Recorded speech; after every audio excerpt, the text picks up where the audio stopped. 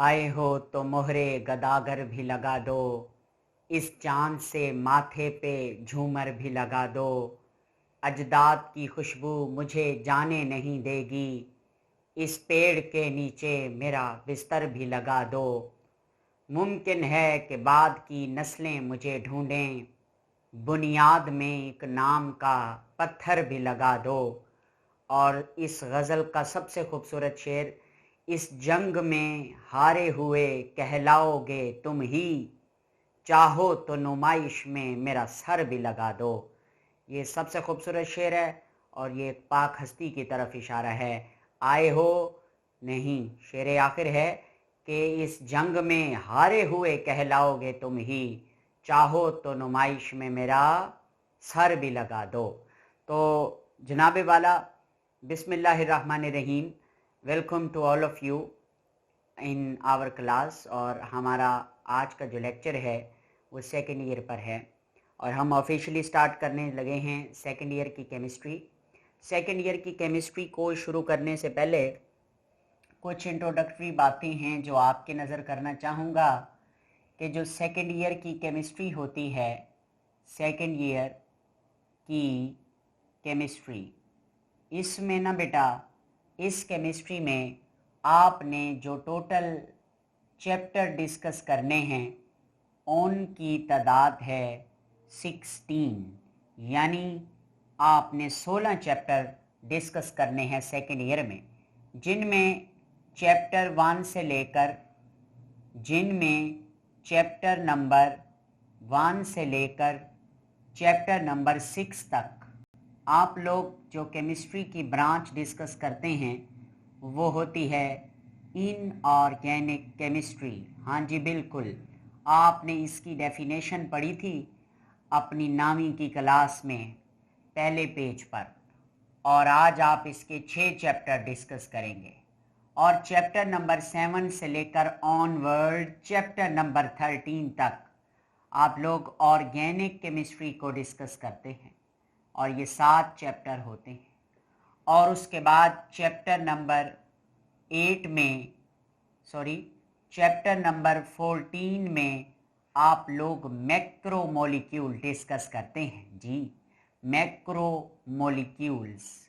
और इसी चैप्टर का नाम तो नहीं है, मगर इस चैप्टर में हम लोग बायोकेमिस्ट्री को डिस्कस करते हैं, ब्रांच ऑफ केमिस्ट्री, बायोकेमिस्ट्री को डिस्कस करते हैं। और जब हम चैप्टर नंबर 15 की बात करते हैं तो चैप्टर नंबर 15 में हम लोग इंडस्ट्रियल केमिस्ट्री को डिस्कस करेंगे। और इंडस्ट्रियल केमिस्ट्री में हमारी बुक में 3 इंडस्ट्रीज़ हैं जिनका जिक्र आया है, जिनमें पहले नंबर पर फर्टिलाइज़र और दूसरे नंबर पर सीमेंट और तीसरे नंबर पर पेपर इंडस्ट्री को पढ़ा जाता है। उसके बाद लास्ट आखिर में जो चैप्टर पढ़ाया जाता है उसका नाम है एनवायरमेंटल केमिस्ट्री। एनवायरमेंटल केमिस्ट्री को डिस्कस किया जाता है। तो ये 16 चैप्टर्स की तकसीम है जिनमें हम मुख्तलिफ केमिस्ट्री की ब्रांचेस को डिस्कस करते हैं। तो आइए, हम पहले जो चीज़ पढ़ाया करते हैं एज़ यूजुअल हर साल की तरह, वो ऑर्गेनिक केमिस्ट्री है। उसकी रीज़न क्या है? ऑर्गेनिक केमिस्ट्री से ज़्यादा पोर्शन पेपर में पूछा जाता है और एंटी टेस्ट का भी मैक्सिमम पोर्शन सेकेंड ईयर से ऑर्गेनिक केमिस्ट्री का होता है। तो हमारा पढ़ाने का तरीका ये है कि हम पहले ऑर्गेनिक पढ़ाते हैं चैप्टर 7 से लेकर टिल 13 तक।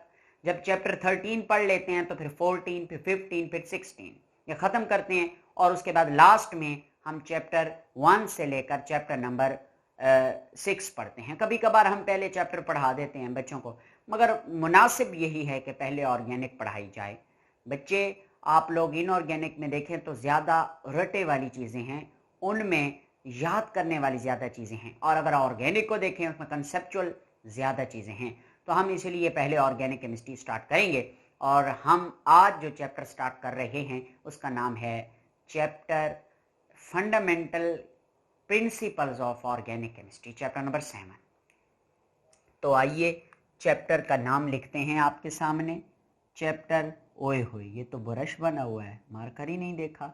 चैप्टर नंबर 7, ये हमारे काम का मार्कर नहीं है, ये ब्रश बन चुका है, इस मार्कर को चेक करते हैं। चैप्टर नंबर 7, हाँ जी ये ठीक है। चैप्टर नंबर 7 का नाम है फंडामेंटल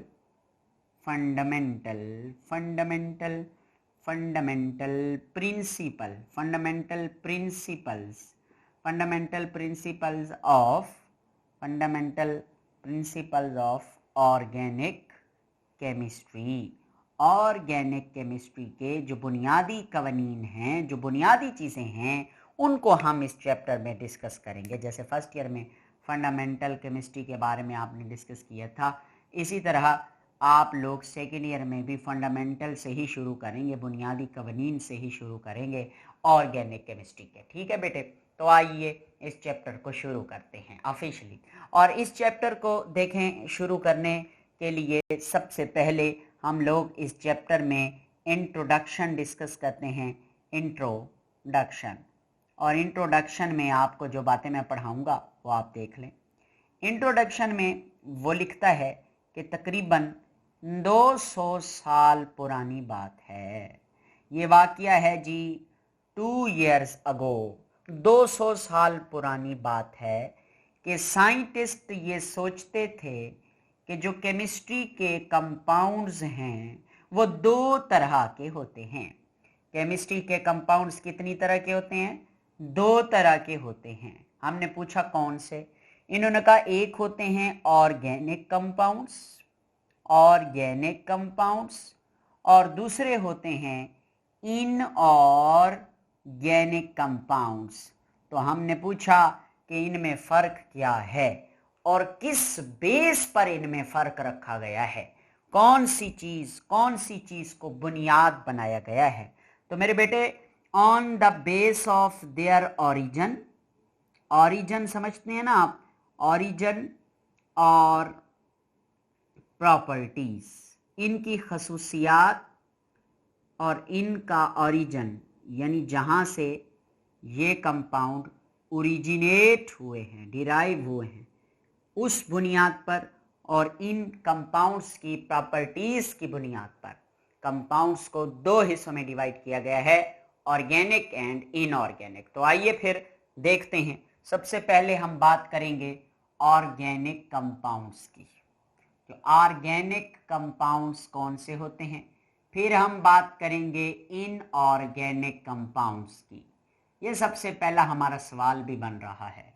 तो मेरे बेटे वो कहता है कि ऐसे कंपाउंड्स जो ऑब्टेन हो, हासिल हो फ्रॉम लिविंग ऑर्गेनिजम्स, ऐसे कंपाउंड्स जो लिविंग ऑर्गेनिज्म से हासिल हों, यानी कि प्लांट्स और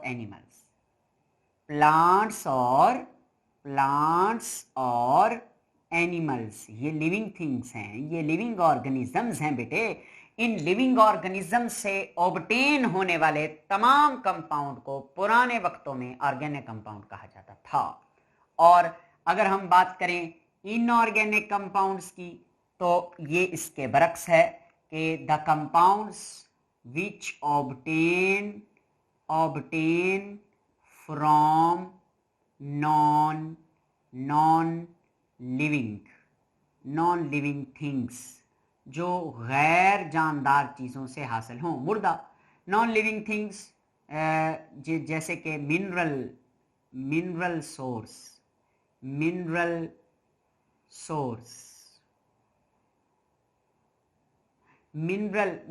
सोर्सेज, यानी ये जो मिनरल सोर्सेज हैं, मिनरल्स हैं, ये नॉन लिविंग हैं। इनसे हासिल होते थे क्या? Organic compounds, sorry inorganic compounds. और ऑर्गेनिक लिविंग से, और लिविंग ऑर्गेनिज्म में कौन है? Plants and animal. Non living में कौन है? Mineral sources. मिसाल लेते हैं ऑर्गेनिक कंपाउंड्स। प्रोटीन के बारे में तो तुमने सुना ही होगा। प्रोटीन क्या है? ये ऑर्गेनिक कंपाउंड्स। लिपिड्स के बारे में भी तुमने सुना भी है, पढ़ा भी है 10th वगैरह में भी, बायो में भी, चैप्टर नंबर 2 बायोलॉजी। और आपने पढ़ा हुआ है कार्बोहाइड्रेट्स, ये सारे आपने डिस्कस किए हुए हैं। कार्बोहाइड्रेट्स ये क्या हैं? ये ऑर्गेनिक कंपाउंड्स हैं। ओके, अगर मैं इनऑर्गेनिक की बात करूं तो कोई 2-3 एग्जांपल ले लेता हूं। सोडियम कार्बोनेट N2CO3, ये एक नॉन लिविंग थिंग है और नॉन लिविंग थिंग से हासिल होने वाला मिनरल्स से बना है, ये इनऑर्गेनिक कंपाउंड है। इसी तरह कास्टिक सोडा, जिसे हम NaOH भी कहते हैं और इसी को बेस कहा जाता है, वेरी स्ट्रॉन्ग बेस है, ये भी एक इनऑर्गेनिक कंपाउंड है। ओके हो गया। अब हमने ये देखा ऑर्गेनिक कंपाउंड कौन से हैं और इनऑर्गेनिक कंपाउंड। ये शॉर्ट क्वेश्चन कभी कभी पूछ लेता है, what is difference between organic and inorganic compound. Okay, अगला शॉर्ट क्वेश्चन कौन सा है? अगला शॉर्ट क्वेश्चन है वाइटल फोर्स थ्योरी, या theory, vital force theory. Scientist है जनाब जे बर्जीलियस। आपने इस बंदे का नाम फर्स्ट ईयर के पहले चैप्टर के पहले ही पेज पर पढ़ा हुआ है, बर्जीलियस, जे बर्जीलियस, जोन्स जैकोब बर्जीलियस। इस बंदे ने ना 1815 में 1815 में एक थ्योरी पेश की थी जिसे वाइटल फोर्स थ्योरी कहते हैं। आओ जरा देखो, मैं वाइटल फोर्स थ्योरी की डेफिनेशन लिखता हूं आपके सामने। वो कहता है कि organic compounds only get by living things,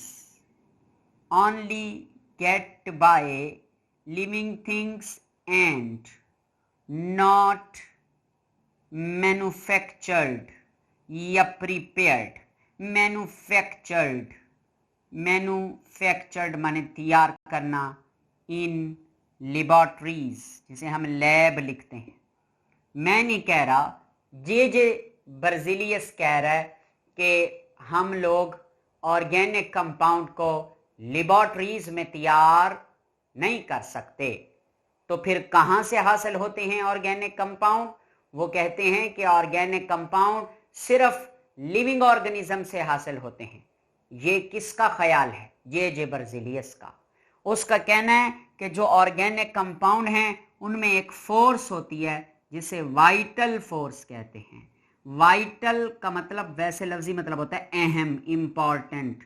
इधर ना कुदरती भी लिया जाता है, कुदरती फोर्स, यानी ऑर्गेनिक कंपाउंड के अंदर एक ऐसी फोर्स पाई जाती है जिसे हम वाइटल फोर्स कहते हैं, और वो कुदरत बनाती है। वो वाइटल फोर्स वो इंसान के बस में नहीं है, इंसान की ये औकात नहीं है कि वो ऑर्गेनिक कंपाउंड तैयार कर सके। ये सारी बात बर्जीलियस की है और इसी बात को हम लोग नाम देते हैं, हम नहीं ये खुद बल्कि नाम देता है वाइटल फोर्स थ्योरी। ओके, बहुत सालों तक साइंटिस्ट ये मानते रहे कि बर्जीलियस बहुत अच्छा साइंटिस्ट है, इसको फादर के दर्जे हासिल हैं केमिस्ट्री में, तो ये ठीक कह रहा है बहुत सारे सालों तक। मगर कुछ साइंटिस्ट ऐसे भी होते हैं जो बाप की बात भी नहीं मानते, यानी कुछ बेटे अपनी बाप की बात नहीं मानते। तो ये एक साइंटिस्ट था, जर्मन साइंटिस्ट था, जर्मन साइंटिस्ट है, नाम है जी फ्रेडरिक वुलर। नाम है इसका फ्रेडरिक वुलर। वुलर नामी साइंटिस्ट जो कि जर्मन साइंटिस्ट है, इस बंदे ने 1828 में अपनी लैब में एक एक्सपेरिमेंट किया। इसने क्या किया? इसने ना एक केमिकल लिया जिसका मैं आपके सामने फार्मूला लिख रहा हूं, NH4CNO। इसको इसने हीट किया। ये क्या है? इसका नाम है अमोनियम सायनेट। क्या नाम है? अमोनियम, जनाब क्या नाम है? Ammonium cyanate. अमोनियम सायनेट नामी केमिकल एक नॉन लिविंग इनऑर्गेनिक कंपाउंड है। इस बंदे ने अपनी लेबोरेटरी में एक नॉन लिविंग इनऑर्गेनिक कंपाउंड को हीट किया। ये सिंबल हीट का होता है। जब इसने इसको हीट किया तो जो चीज इसको मिली वो आप देख लें। इसको मिला NH2 होल 2, इसे होल ट्वाइस भी पढ़ते हैं, होल 2 भी पढ़ते हैं, और आगे कैपिटल C और O, ये एक केमिकल इसको मिला और इस कंपाउंड का जो नाम है वो है यूरिया। क्या नाम है बॉयज एंड गर्ल्स? इसका नाम है यूरिया। और ये क्या है? ये एक ऑर्गेनिक कंपाउंड है। इस बंदे ने क्या किया, इसने अपनी लैब में इनऑर्गेनिक कंपाउंड को हीट करके एक ऑर्गेनिक कंपाउंड जनरेट किया जिसका नाम यूरिया है। तो इसने क्या किया, इसने बर्जिलियस के मुंह पर जोरदार कस के चपेड़ मारी, थप्पड़। इसने कहा चुप कर जाओ, लोगों को न वर्गलाओ, उनको काम करने दो, उनको मेहनत करने दो, उनको एक्सपेरिमेंट करने दो। देखो तुम क्या कहते हो कि हम लोग नहीं तैयार कर सकते ऑर्गेनिक कंपाउंड को, मैंने तो कर दिया तैयार। मैंने, देखो उसने कहा तजुर्बा करके, मैंने अमोनियम सायानेट जो कि नॉन लिविंग कंपाउंड है, इनऑर्गेनिक कंपाउंड है, मैंने इसको हीट किया है और इस नॉन लिविंग इनऑर्गेनिक अमोनियम सायानेट से मैंने एक ऑर्गेनिक कंपाउंड दरियाफ्त कर लिया है। और इस बंदे ने वाइटल फोर्स को रिजेक्ट कर दिया। शॉर्ट क्वेश्चन आता है पेपर में, who rejected vital force theory? किसने, कौन था जिसने वाइटल फोर्स थ्योरी को रिजेक्ट किया? तो आप इसका नाम भी बताएंगे, इसका काम भी बताएंगे। अच्छा, इस बंदे ने यूरिया तैयार किया। इसके तैयार करने से पहले यूरिया कहां से हासिल होता था? यूराइन ऑफ मैमल, यानी कि जो मैमल का पेशाब है यूराइन, उसमें यूरिया होता है, उसमें यूरिया हासिल होता था। तो ये एनिमल का सोर्स हो गया ना, क्योंकि एनिमल के यूरिन से हासिल होता था। तो इससे पहले, मगर इसने तैयार करके वाइटल फोर्स थ्योरी को रिजेक्ट कर दिया। इसने जनाब वाइटल फोर्स थ्योरी को रिजेक्ट कर दिया। ये शॉर्ट क्वेश्चन भी पूछा जाता है। अगली बात करते हैं। अगली बात यह है कि अब ना, पहले कहते थे पुराने ज़माने में, बहुत पुराने ज़माने में, 200 साल पहले की बात है, कि ऑर्गेनिक कंपाउंड वो हैं जो लिविंग थिंग से हासिल हों, और इनऑर्गेनिक कंपाउंड की स्टडी को ऑर्गेनिक केमिस्ट्री कहते थे। मगर फिर इन्होंने कहा कि जब वाइटल फोर्स थ्योरी ही रिजेक्ट हो गई कि ये बात गलत है, सिर्फ लिविंग थिंग से हासिल नहीं होते कंपाउंड, नॉन लिविंग से भी हासिल होते हैं, तो फिर इन्होंने कहा कि हमें ज़रूरत है कि हम मॉडर्न डेफिनेशन करें। किसकी? ऑर्गेनिक कंपाउंड की। हम ऑर्गेनिक कंपाउंड की डेफिनेशन करेंगे तो ही हमें ऑर्गेनिक केमिस्ट्री की डेफिनेशन मिलेगी ना। तो मॉडर्न डेफिनेशन में भी 2 डेफिनेशनें शामिल हैं, जिनमें पहली डेफिनेशन क्या है? पहली डेफिनेशन है मेरे बेटे, फर्स्ट डेफिनेशन आती है इसमें, मॉडर्न डेफिनेशन। वो कहते हैं कि इन ऑर्गेनिक कंपाउंड जो होते हैं, organic compound containing carbon, organic compound containing carbon as an essential element, ज़रूरी एलिमेंट। मतलब यानी कि जितने भी ऑर्गेनिक कंपाउंड्स होंगे उन तमाम ऑर्गेनिक कंपाउंड्स में कार्बन ज़रूर होना चाहिए। कार्बन एक इसेंशियल एलिमेंट होना चाहिए, कार्बन के बगैर गुजारा नहीं होगा। इसे एलिमेंट ऑफ लाइफ भी कहते हैं, ठीक है। अच्छा, तो containing organic compound containing carbon as an essential element along with, सिर्फ कार्बन ही नहीं, इसके साथ और भी एलिमेंट होंगे, मगर कार्बन शर्त है। Along with hydrogen, nitrogen, oxygen, sulphur, phosphorus and halogens. जनाबे वाला ये है कि ऐसे कंपाउंड जिनमें कार्बन तो इसेंशियल एलिमेंट हो, जरूरी हो, कार्बन के साथ हाइड्रोजन भी हो सकता है, नाइट्रोजन, ऑक्सीजन, सल्फर, फास्फोरस और हेलोजेंस। और आप और मैं सब जानते हैं कि हेलोजेंस में फ्लोरीन, क्लोरीन, ब्रोमीन और आयोडीन शामिल हैं। एस्टाटीन भी होता है मगर वो रेडियो एक्टिव है, तो वो किसी भी कंपाउंड का हिस्सा नहीं। तो ये थी पुरानी डेफिनेशन, मॉडर्न डेफिनेशन जो कि पहले की गई। उसका नाम था कि organic compound containing carbon as an essential element along with these element present in them. ठीक हो गया, मान भी लिया। और इन ऑर्गेनिक कंपाउंड्स की स्टडी को ऑर्गेनिक केमिस्ट्री का नाम दिया जाता था। The study of organic compounds is called organic chemistry. फिर एक एक्सेप्शन आ गई, एक्सेप्शनल केस। ये एक्सेप्शनल केस क्या होता है मैं बताता हूं। पठान के घर सारे बच्चे गोरे थे, एक काला पैदा हो गया। ये क्या हो गया? एक्सेप्शनल केस है, एक्सेप्शन हो। खैर, तो एक्सेप्शनल केस में समझाने लगा हूं। ये है जी CO, इसका नाम है कार्बन मोनोऑक्साइड। टाइम वैसे बचाना चाहिए, नाम तो आपको इसका आता है। इसी तरह CO2 है, ये क्या है? ये कार्बन डाइऑक्साइड है। इसी तरह अगर हम बात करें CO3 2- तो ये है कार्बोनेट आयन। और अगर हम जिक्र करें, इसके साथ H लगा दें तो HCO3-1, this is by carbonate ion. ठीक हो गया? तो एक्सेप्शनल केस समझा रहा हूं, इसमें भी कार्बन है, इसमें भी कार्बन है, इसमें भी कार्बन है, इसमें भी कार्बन है, चारों में कार्बन मौजूद है। तो ये क्या होने चाहिए? इस डेफिनेशन के मुताबिक ये चारों ऑर्गेनिक होने चाहिए, मगर ये ऑर्गेनिक नहीं है। ये चारों कंपाउंड ये इनऑर्गेनिक है। इनकी जो प्रॉपर्टीज हैं वो ऑर्गेनिक वाली नहीं है, बल्कि इनऑर्गेनिक वाली हैं, इसलिए ये इनऑर्गेनिक है। अल्दो इनमें कार्बन है, मगर फिर भी ये इनऑर्गेनिक। तो बात तो ये फिर गलत साबित हो गई ना, कि ऐसे कंपाउंड जिनमें कार्बन लाजमी हो वो ऑर्गेनिक कंपाउंड कहलाएंगे। तो यार इनमें तो लाजमी है ना कार्बन, इनमें है पड़ा कार्बन, मगर फिर भी ये ऑर्गेनिक नहीं है। तो इसका मतलब ये डेफिनेशन तो फिर काबिल कबूल ही नहीं है।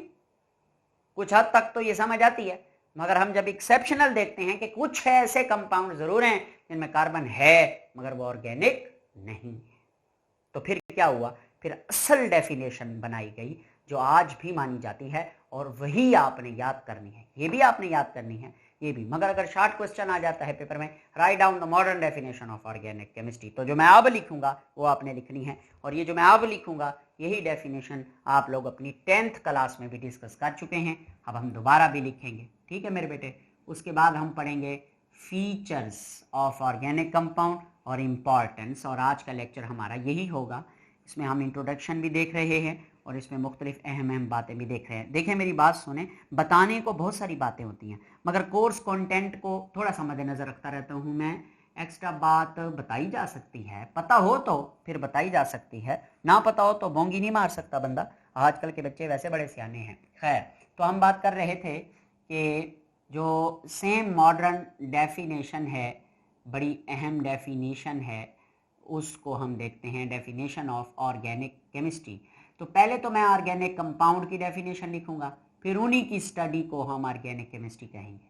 ठीक है? तो आइए ऑर्गेनिक कंपाउंड की डेफिनेशन लिखते हैं। The compound of hydrogen and carbon, the compound of carbon and hydrogen. और मैं और आप जानते हैं कि ऐसे कंपाउंड जिनमें कार्बन और हाइड्रोजन दोनों होते हैं उनको एक खास नाम दिया गया था 10th में, आपको भी याद होगा, हाइड्रोकार्बन्स। हाइड्रोकार्बन्स। तो क्या मैंने बात की कि the compounds of carbon and hydrogen which are called hydrocarbons and there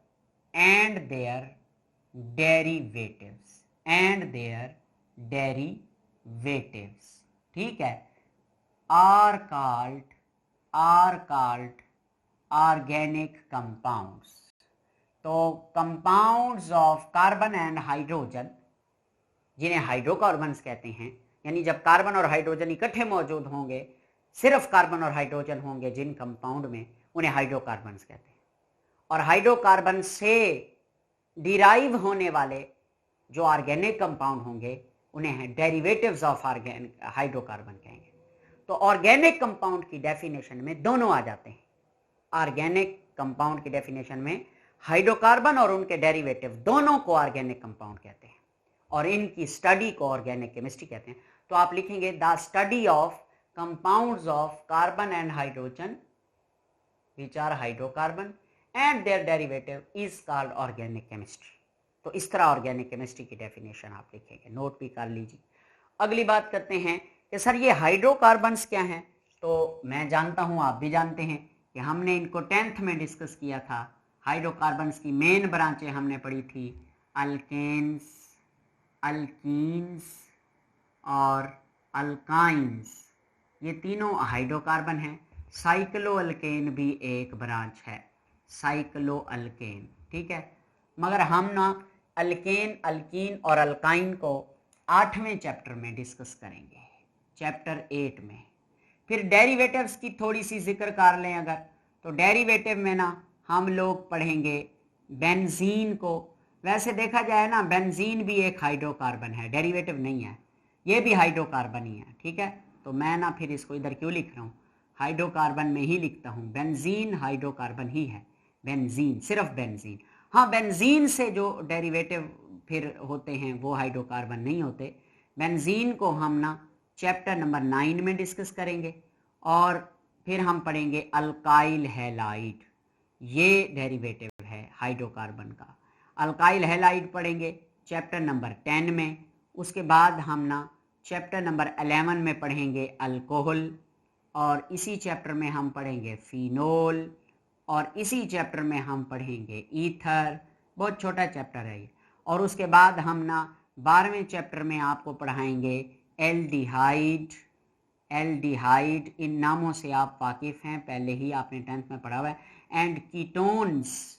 और फिर चैप्टर नंबर 13 में हम लोग आपको पढ़ाएंगे कार्बोक्सिलिक एसिड, कार्बोक्सिलिक एसिड्स, ठीक हो गया।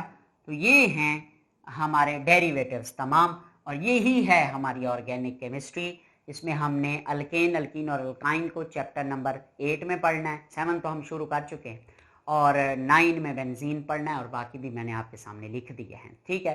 तो अब हम डेफिनेशंस को समझने के बाद अब हम निकलते हैं एक टॉपिक की तरफ जिसका नाम है फीचर्स ऑफ ऑर्गेनिक कंपाउंड। बेटे, फीचर्स का मतलब क्या होता है, प्रॉपर्टीज, खसूसियात। तो मैं आपके सामने लिखता हूँ features of organic compounds. Organic compounds के फीचर्स मैंने आपको पढ़ाने हैं। तो आओ फिर देखो, मैं इसकी शॉर्टकट भी बताऊंगा तैयार करने की। PNSCISR,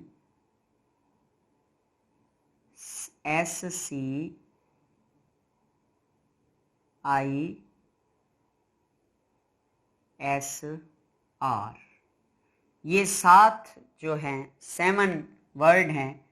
प्यार ने सबको ईमान से रुलाया, आए हाय हाय, प्यार ने सबको ईमान से रुलाया। मेरा अपना तरीका है भाई पढ़ाने का।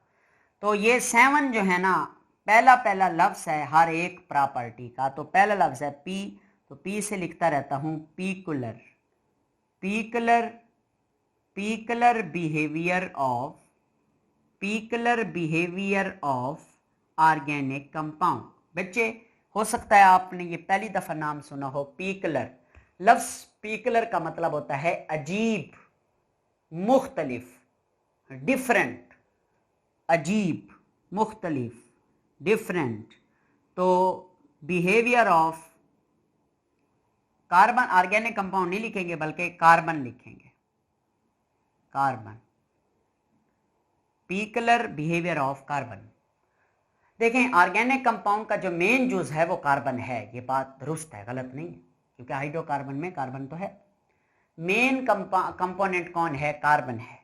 तो कार्बन का जो बिहेवियर है वो बाकी तमाम एलिमेंट्स से अजीब है, मुख्तलिफ है, जिसको हम पीकुलर बिहेवियर कहते हैं। और इसमें आप 3 बातें डिस्कस करेंगे। कैसे? पहली बात यह है कि जो कार्बन है वो कैटिनेशन शो करता है। ये लफ्ज कैटिनेशन देखो क्या है। कैटिनेशन की डेफिनेशन लिखता हूं, self linking property of carbon, self linking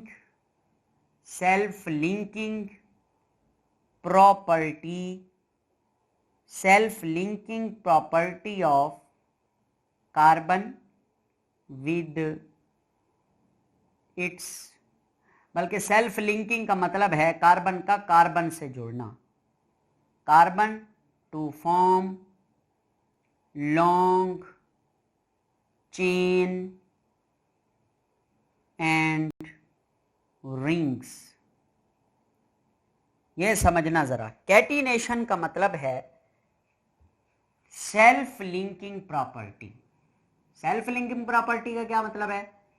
अपने आप से जुड़ना, मतलब कार्बन का एलिमेंट दूसरे कार्बन के एलिमेंट, कार्बन का एटम दूसरे कार्बन के एटम से मिलता है, तीसरे से, चौथे से, यानी कार्बन कार्बन कार्बन एटम्स आपस में मिलते जाते हैं, सेल्फ लिंक होते जाते हैं और लंबी लंबी चेन्स बनाते हैं हाइड्रोकार्बन्स की, और रिंग्स भी बनाते हैं। मैं आपके सामने एग्जाम्पल भी लिखता हूं, ये देखें, ये है carbon carbon carbon carbon carbon, 5 carbon हो गए। अब आप हाइड्रोजन लगाएं, एक कार्बन 4 बॉन्ड बनाता है। ये मैंने ना इसी चैनल पे एक GOC के नाम से लेक्चर अपलोड किया था पिछले साल, GOC जनरल ऑर्गेनिक केमिस्ट्री। उसको आप ना इस चैप्टर को पढ़ने से पहले भी अगर देख लें तो ज़्यादा फ़ायदा है, नहीं तो साथ साथ चीज़ें कवर हो जाती हैं, मगर वो ज़रा आसान हो जाएगा आपके लिए ये ऑर्गेनिक केमिस्ट्री को पढ़ना, GOC जनरल ऑर्गेनिक केमिस्ट्री। अच्छा, ये ना 5 कार्बन के एटम हैं, मैं इधर 3 हाइड्रोजन लगाऊंगा क्योंकि एक ऑलरेडी लगा हुआ है, 3 बॉन्ड पूरे और लगाएंगे तो 4 कार्बन के पूरे हो जाएंगे। इधर 2 हाइड्रोजन, इधर भी 2 हाइड्रोजन, इधर भी 2 हाइड्रोजन, आगे पीछे कहीं पे भी लगा सकते हैं, इधर 3 हाइड्रोजन, तो ये 5 कार्बन की चेन है। इसका नाम है जी पेंटेन। हम आगे भी डिस्कस करेंगे, इसका पूरा नाम है एन पेंटेन। ये क्या है? ये कार्बन की चेन है और ये किस वजह से बनी है? कैटिनेशन की वजह से, यानी कार्बन कार्बन से जुड़ा, कार्बन कार्बन से जुड़ा, कार्बन कार्बन से जुड़ा, ठीक हो गया। इसी तरह रिंग भी बनते हैं, रिंग, मैं एक एग्जांपल लेता हूं, CH2 CH2 CH2, ये आगे आपको बनाने भी आ जाएंगे ऑनवर्ड जब हम 8वें चैप्टर पे पहुंचेंगे, और इनके नाम रखने के तरीके भी, हम नोमेनक्लेचर भी आपको पढ़ा देंगे। ये आपके सामने जो ऑर्गेनिक कंपाउंड है ये भी कैटिनेशन की वजह से बना है, और ये एक रिंग है, इसका नाम है साइक्लोहेक्सेन। 6 कार्बन है इसमें, हेक्स माने 6, साइक्लोहेक्सेन है, ये भी कैटिनेशन की वजह से बना है। ओके, दूसरी बात, अच्छा ये कैटिनेशन का प्रोसेस कार्बन में सबसे ज्यादा है, और भी कुछ हैं इसी क्लास के मेंबर, वो चौथा ग्रुप है ना, ससी जी सुन पंजाबी, कार्बन सिलिकॉन, आगे ये, तो और भी शो करते हैं इस ग्रुप के मेंबर, मगर कार्बन सबसे ज्यादा शो करता है। दूसरी बात क्या है, कार्बन जो है ना ये मल्टीपल बॉन्ड्स बनाता है, ये भी इसकी खासियत है, बाकियों से अजीब बिहेवियर है इसका कि ये मल्टीपल बॉन्ड्स बना लेता है। मल्टीपल बॉन्ड्स जैसे ये सिंगल बॉन्ड बना लेता है कार्बन कार्बन के साथ, और डबल बॉन्ड बना लेता है कार्बन कार्बन के साथ, ट्रिपल बॉन्ड भी बना लेता है, ये इसकी प्रॉपर्टी है। और इसकी तीसरी प्रॉपर्टी क्या है कि ना सिर्फ ये कार्बन कार्बन से जुड़ता है बल्कि ये उन से भी जुड़ता है। ये उन से का क्या मतलब है? उन्स हैं, उन्स, उन्स कहते हैं मोहब्बत को, ये स्टूडेंट्स के नाम भी होते हैं, मेरे भी एक स्टूडेंट का नाम है उन्स, ONS, या उन्स है। तो उन्स का मतलब क्या है? ऑक्सीजन, नाइट्रोजन और सल्फर। ये कार्बन ना सिर्फ कार्बन के साथ बॉन्ड बनाता है, कार्बन ऑक्सीजन के साथ भी बॉन्ड बना लेता है, नाइट्रोजन के साथ भी और सल्फर के साथ भी। तो ये 3 जो इसके बिहेवियर हैं ये पीकलर बिहेवियर कहलाते हैं। तो पहला पॉइंट हमने पी वाला क्लियर कर लिया। अब हम पढ़ते हैं एन। एन है non ionic nature of organic compounds, non ionic, non ionic nature of organic compounds, non ionic nature of organic compounds. देखें जो ऑर्गेनिक कंपाउंड्स है ना उनमें मोस्टली कोवलेंट बॉन्ड होता है जो कि नॉन आयनिक बॉन्ड भी कहलाता है। कोवलेंट बॉन्ड होने की वजह से इसको नॉन आयनिक नेचर भी कहते हैं। जैसे कि ये मीथेन CH4 का स्ट्रक्चर है, CH4 मीथेन का, और इसमें आप देखें कि कार्बन और हाइड्रोजन के दरमियान ये जो बॉन्ड बने हुए ये तमाम बॉन्ड्स कौन से हैं? ये कोवलेंट बॉन्ड है। बस इतनी बात बतानी थी। तीसरे नंबर पे डिस्कस करते हैं, ये S है। S से है similarity, similarity in behaviour, similarity, similarity in behaviour. इनके बिहेवियर में, ऑर्गेनिक कंपाउंड्स के बिहेवियर में सिमिलैरिटी पाई जाती है। क्या मतलब? आपने 10th में पढ़ा था होमोलोगस सीरीज, अगर आपको थोड़ा बहुत याद हो तो होमोलोगस सीरीज चैप्टर नंबर 3 में पढ़ा था। होमोलोगस सीरीज क्या होती है? होमोलोगस सीरीज कहते हैं एक ऑर्गेनिक कंपाउंड की क्लास की सीरीज होती है जिनमें कंपाउंड्स के आपस में केमिकल भी सेम होती हैं और स्ट्रक्चर भी एक दूसरे से मिलते जुलते होते हैं। मैं आपके सामने एक होमोलोगस सीरीज लिखता हूं। मीथेन, ईथेन, ये आपने पढ़ी हुई है। प्रोपेन, इसी तरह ब्यूटेन, ये गिनती है आपको सिखाऊंगा। इसी तरह पेंटेन, ठीक है। मीथेन का फार्मूला होता है CH4 C2H6 C3H8 C4H10 C5H12, यानी एक एक कार्बन बढ़ता गया, दो दो हाइड्रोजन बढ़ते गए। ये एक होमोलोगस सीरीज है। इनकी केमिकल प्रॉपर्टीज सेम होती है और इसमें देखें इन दोनों के दरमियान फर्क देखें जरा, CH2 का फर्क है और इन दोनों के दरमियान भी CH2 का फर्क है। मतलब कि CH4 और C2H5 में डिफरेंस है CH2 का, यानी कि ऊपर वाले और नीचे वाले को देखें तो नीचे वाले में 2 कार्बन हैं, ऊपर वाले में 1 कार्बन है, तो 1 कार्बन बढ़ गया। ऊपर 4 हाइड्रोजन, नीचे 6 हाइड्रोजन, तो 2 हाइड्रोजन बढ़ गए। अगर हम इनका मैस देखें, मोलर मैस, तो कार्बन का 12 होता है, हाइड्रोजन 2 है तो 2 हो गया 14, यानी 14 मैस का इजाफा हो रहा है हर, यानी मीथेन और इथेन के दरमियान 14 मैस का इजाफा है और इसके दरमियान भी हर एक के दरमियान सिमिलैरिटी के साथ ये चेंज हो रहे हैं होमोलोगस सीरीज। तो इनके बिहेवियर में सिमिलैरिटी है, यानी अगर आप पेंटेन को स्टडी करें तो इससे जो आगे मेंबर हैं हेक्सेन, हेप्टेन, ऑक्टेन, उनकी समझ आ जाएगी। और अगर आप इस तरह मीथेन को पढ़ लें तो आपको इथेन, प्रोपेन और ब्यूटेन की समझ आ जाएगी, यानी इनके बिहेवियर में सिमिलैरिटी पाई जाती है। सारे कंपाउंड्स को स्टडी करने की ज़रूरत नहीं है, किसी एक को स्टडी कर लें, बाकियों की भी समझ आ जाएगी। ओके, उसके बाद है फोर्थ, चौथे नंबर पर है सी से है complexity. Complexity, complexity, complexity of structure of organic compound. Organic compound के स्ट्रक्चर बड़े कॉम्प्लेक्स होते हैं। कैसे? मिसाल के तौर पर ये स्टार्च की बात करते हैं।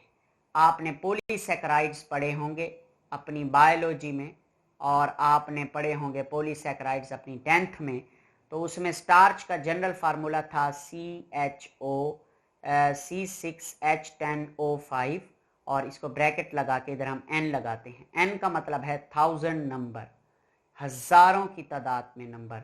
अगर मैं इधर 1000 लगा दूं तो देखिए मल्टीप्लाई करें, कार्बन 6000, हाइड्रोजन 10,000, ऑक्सीजन 5000, यानी इतनी ज़्यादा एटम होते हैं किसके अंदर? ऑर्गेनिक कंपाउंड्स में, जिसकी वजह से इनके जो स्ट्रक्चर हैं वो बड़े कम्प्लेक्स होते हैं, इनको समझना बड़ा मुश्किल होता है।